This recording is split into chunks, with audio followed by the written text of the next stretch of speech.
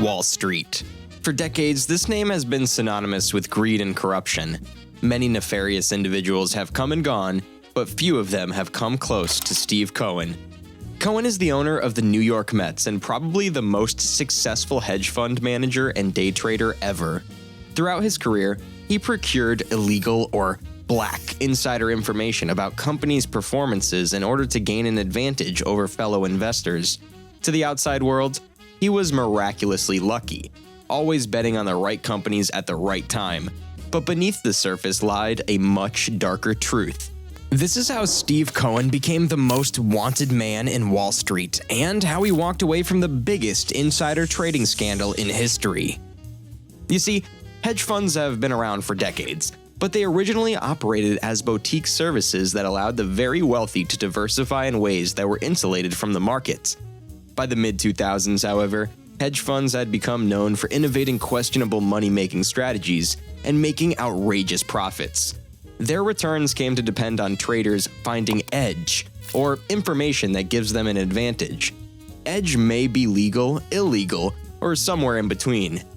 The reputation of hedge funds may have been tarnished by the government's sweeping investigation of insider trading, as well as by public anger toward Wall Street in the wake of the 2007-2008 financial crisis. At a time when there is so much anger in the streets of America over Wall Street greed and corporate corruption, we begin tonight with one of the biggest Wall Street insider trading cases ever. In the midst of the crisis, U.S. federal agents were in the process of taking down Raj Rajaratnam, a Wall Street titan, when they discovered something fascinating. Raj Rajaratnam was illegally using inside information from companies. He traded on this information and profited from it massively. Eventually, he was convicted on all 14 counts against him, including 9 counts of securities fraud and 5 counts of conspiracy, was fined $10 million, and received a prison sentence of 11 years, the longest ever imposed for insider trading. During the investigation, the agents were intrigued at how one name kept cropping up during interviews with Wall Street insiders: Steve Cohen. Was there an even larger case waiting to be uncovered? Raj Rajaratnam, it turned out, was a small fry. The investigation was only just getting started.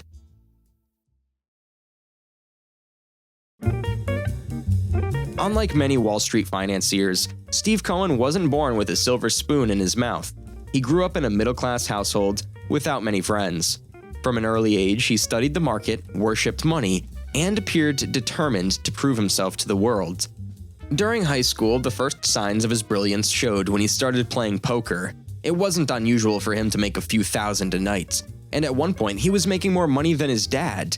But Cohen's ambition grew larger, and playing poker wasn't enough to satisfy this ambition. So in 1978, fresh out of Wharton as a 21-year-old, he landed his first job at Gruntle & Co., a New York brokerage firm. If you talk to people on the street, they would say that's the type of place where you learn about insider trading in all its capacity. Gruntle, as a firm, encountered a number of regulatory issues. There were people sanctioned for insider trading. There were a whole bunch of issues with the management of the firm, and it seemed like no one was even paying attention to what the traders were actually doing. Even then, his skills shone through. In one afternoon, he made $4,000, a huge figure at the time. He had an intuitive understanding of the market and an ability to regularly take on great risk. Cohen was successful, making $5 million to $10 million a year, but it didn't take long for the first signs of wrongdoing to appear as he faced charges of insider trading. In 1985, the Securities and Exchange Commission, SEC, looked into Cohen's transactions. Cohen had received inside information through a friend about an imminent takeover of electronics company RCA by General Electric. Cohen invested heavily in RCA shares and made $20 million in profits when the takeover was announced. Even though the criminal case was later dropped, it strongly indicated Cohen had a somewhat unorthodox approach to trading. Within 14 years, Cohen moved from being a lowly junior trader to a revered Wall Street personality. It would only be a matter of time before he wished to break free of Gruntle and venture out on his own. So in 1992, he founded his own investment firm, SAC Capital Investors, with $25 million of his own money and 9 employees. His trading savvy, along with his apparent promotion of aggressive and illegal behavior by his employees, helped his firm quadruple in size to $100 million in just 3 years. After that, SAC doubled each year, surpassing $1 billion in assets by 1999. SAC was likely the most powerful hedge fund Wall Street has ever seen. Traders at Cohen's fund made money for the firm and themselves by making high-volume bets on short-term movements in stock prices. SAC maintained its preeminence by gaining access to more and more exclusive information about the companies whose stock it was trading. Cohen's pockets were overflowing, but just how did he manage to make so much so quickly? He bet on short-term movements in stock prices. Each day, he gathered information about the market, bought large numbers of shares, and then sold them when their price rose. But it eventually became more complicated than that. By the late 90s, SAC was finding it more difficult to profit from short-term trading, and Cohen sensed that things needed to be turned up a notch. For example, SAC asked that Goldman Sachs analysts give SAC their market information before giving it to anyone else. Until that point, his traders were unaware of the industries or companies whose shares they were trading. In response, Cohen started to hire traders with a fundamental edge. That is, traders with deep knowledge, expertise, or personal connections in a particular industry. SAC wanted people who knew and would reveal valuable intelligence. In other words, inside information. For instance, if a potential hire lived in the same neighborhood as an industry executive, this was a bonus. Such coincidences would be opportunities for making personal connections. Every possible connection was mined in a bid to build up profits. By accessing often illegal information on companies' prospects, SAC was able to bring in 30% annual returns for nearly 2 decades with virtually no losses. He had an incredibly aggressive fee structure. The standard in the hedge fund industry is what's known as 2 and 20. That means you charge 2% of the assets you have under management and 20% of any profits. Cohen charged 3 and 50, meaning 3% of assets under management and 50% of any gains. And the reason he could get away with it is really, really simple. His track record, his performance were amazing, and everybody wanted in. By the mid-2000s, Cohen was one of the richest men in the world. He had a personal fortune of nearly $10 billion. He allowed himself a few luxuries with this cash and often splurged on expensive artwork. In fact, his entire collection is estimated to be worth $1 billion. But something seemed off. SAC's huge profits seemed just too good to be true, and there simply had to be something shady going on. It was no surprise to anyone then when in 2006, SAC Capital was accused of manipulating stock prices. The first to point fingers were BioVale, a Canadian drug manufacturer, and Fairfax, a Canadian insurance company. They accused SAC of spreading false and negative reports about their performance and business practices, which in turn caused their stock prices to drop. Traders at SAC were able to make huge profits when they bet against these companies' success. For instance, Fairfax employees claimed to have received nighttime calls from anonymous voices that whispered that Fairfax was fraudulent. Additionally, anonymous websites appeared making comparisons between Fairfax and Enron, a firm which had itself collapsed after massive fraud revelations and arguably the biggest fraud in America's history. The accusations were all unfounded, but they were still noticed by the regulatory authorities, the SEC and the FBI. Simultaneously, at SAC, the shady culture that purposefully sought inside information continued. SAC's approach was to bet on short-term stock price movements, especially of the type that occur after specific events, such as companies' profit announcements. SAC managers pushed their traders to talk to their contacts and leverage them to get relevant information before any official announcements. A favored way to get valuable information was using so-called expert networks. These networks were designed to connect investors with company executives. Technically, in these paid-for consultations, the executives can't share inside information. However, they did drop valuable hints, and the information flowed back to SAC traders. Needless to say, they put this knowledge to good use. Well, a number of traders have said to me that everyone in the business used expert networks, that basically you weren't doing your job if you did not talk to expert network consultants. Expert networks perform a very legitimate function in the industry. They were also used for insider trading. And we learned this because we used cooperators to join these networks, and we recorded these telephone calls. In 2006, The SEC and the FBI, plus the Manhattan U.S. Attorney's Office, launched a wide-ranging investigation into insider trading on Wall Street. Investigators soon realized that many of their leads pointed to one particular hedge fund, SAC Capital Investors. In one of the most high-profile cases to come out of the investigation, Matthew Martoma, a former portfolio manager at SAC, obtained inside information about an Alzheimer's drug made by the companies Elan and Wyeth from Dr. Sidney Gilman, who was working on a human trial of the drug. Martoma had been receiving secret details about the progress of the clinical trials for nearly 2 years and ultimately obtained an early warning from Gilman about the disappointing results of the second phase. And in turn, Martoma called Cohen and they agreed to quietly disburden themselves of stock. They even started shorting stocks. Short selling is a bet that a security is going to go down. Say you own a share of IBM. I take it, I sell it for $10. Let's say the stock goes down 20% next month, and it's now at $8. Okay?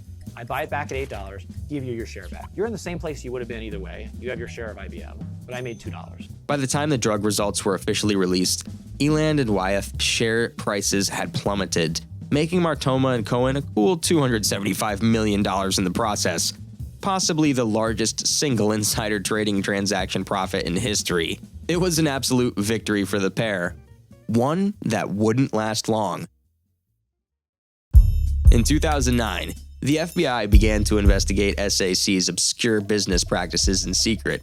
In particular, the FBI were searching for suspicious trades, and their key target was Cohen himself.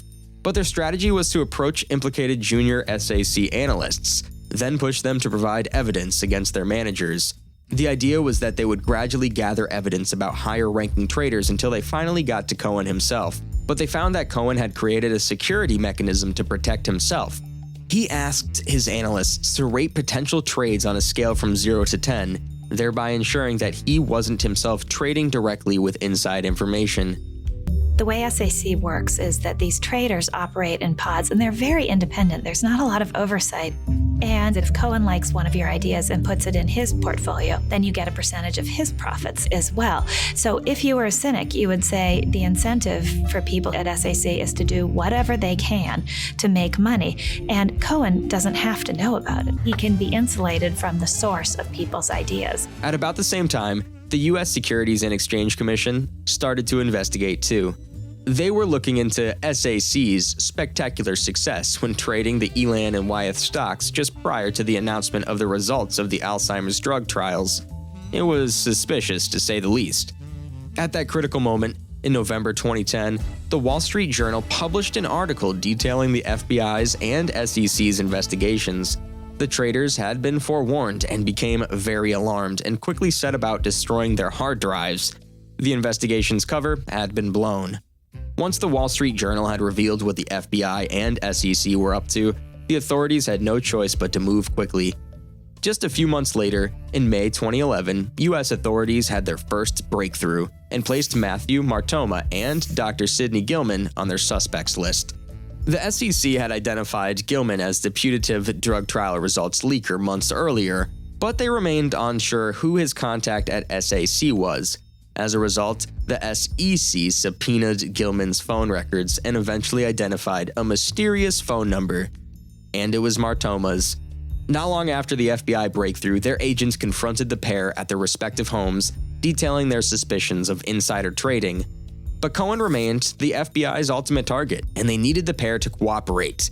They needed their help in getting the real dirt on Cohen. The FBI's initial interrogation of Dr. Sidney Gilman and Matthew Martoma didn't proceed so well. When asked about scientific details of the drug trials, Gilman could recall every detail, but when it came to questions about his relationship to Martoma, he stonewalled investigators and said he couldn't recall any details. Meanwhile, Martoma pled the Fifth Amendment so as not to incriminate himself. To investigators, Martoma's move seemed odd, as he could easily have reduced his potential sentence if he implicated Cohen, but he didn't. Possible factors could have been that Cohen was covering Martoma's legal costs, or that Martoma feared retribution if he crossed Cohen. In August 2012, Gilman finally agreed to cooperate fully. He admitted that he had given Martoma inside information about the drug test results. With that confession, the FBI had enough evidence to arrest Martoma, but they still couldn't press charges on Cohen and SAC. Cohen, though, was aware of the danger, and so in the spring of 2013, SAC agreed to fork out a record fine of over $600 million to settle the cases of insider trading, but it wasn't over yet. The SEC was still keen to charge Cohen himself.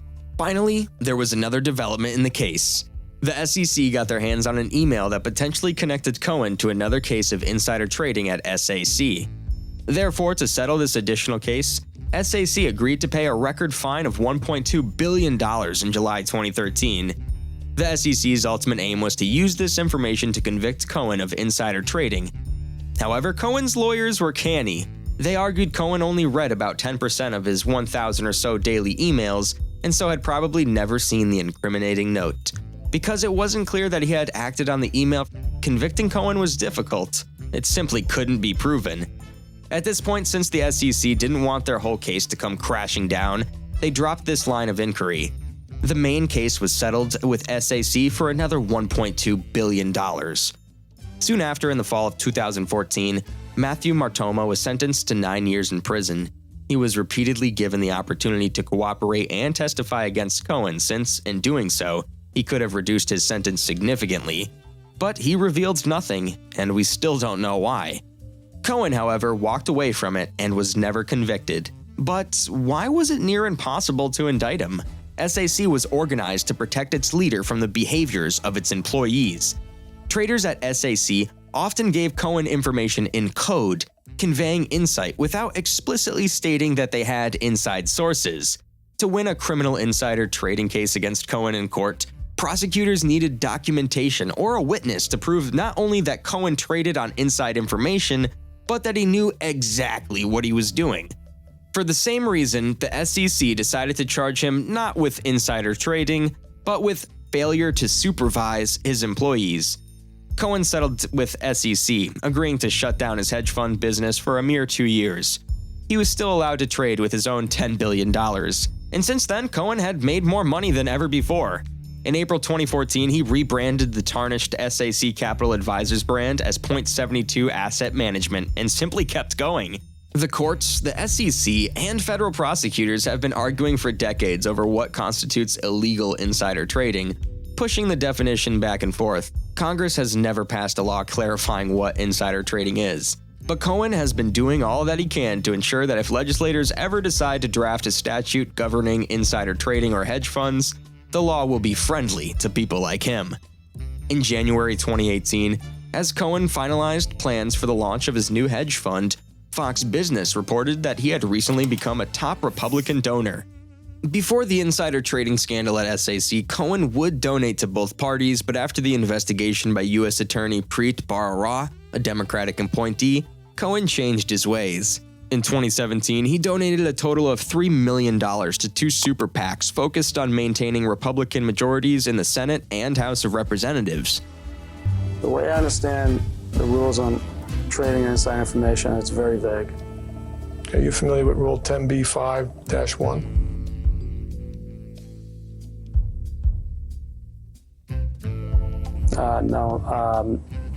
No, not that. You'd have to explain it to me.